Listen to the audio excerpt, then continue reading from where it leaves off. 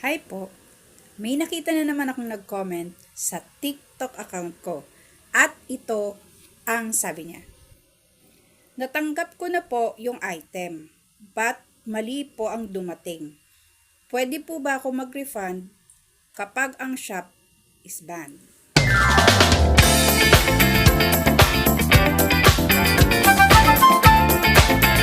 Opo, pwede po kayong mag-refund kahit na po ang shop ni seller is banned. Ano po ang gagawin nyo?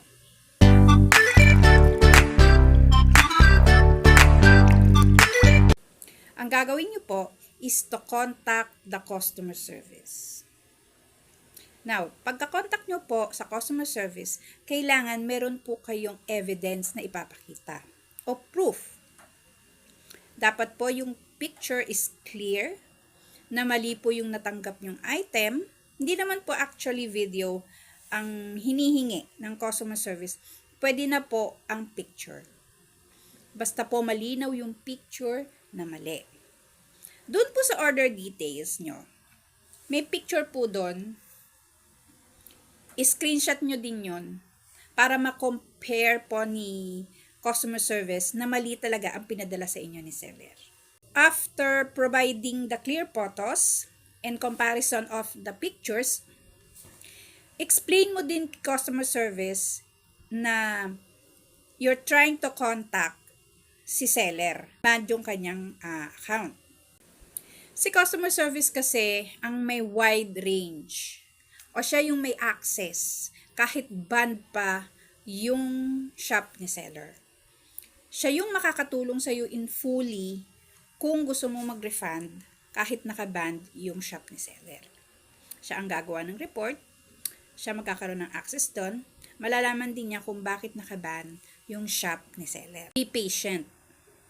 Ibig sabihin ng be patient, kailangan matyaga kang maghintay.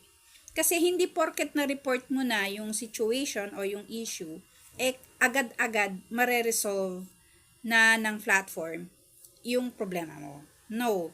I-investigate pa ng platform kung ano ang nangyari, bakit banned yung shop ni seller, at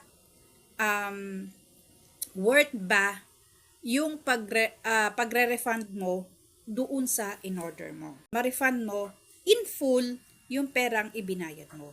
Basta maghintay ka lang. So next na gagawin mo is constant follow-up doon sa request mo. So, kailangan matyaga kang magfa-follow up. Hindi naman araw-araw. Okay? Pwede naman every 4 days. Pwede naman weekly lang. So, kasi ang processing kasi ng refund kapag banned ang shop is 7 to 14 working days. Ulitin ko 7 araw hanggang 14 working days. 1 linggo hanggang 2 linggo. Working days. So, ibig sabihin nun, hindi kasama ang weekend, Saturday and Sunday. Hindi. 7 working days lang. So, kapag nag-follow up ka, itanong mo kay customer service, ano na ba ang nangyari, doon sa investigation, ma-full refund ko ba yung pera ko, o hindi na ibibigay sa akin. Kasi, si customer service ang magde-decide niyan kung ibabalik ba sa'yo o hindi. Pero providing evidence like photos, clear photos, siguro may possibility na maibalik sa'yo yung perang ibinayad mo.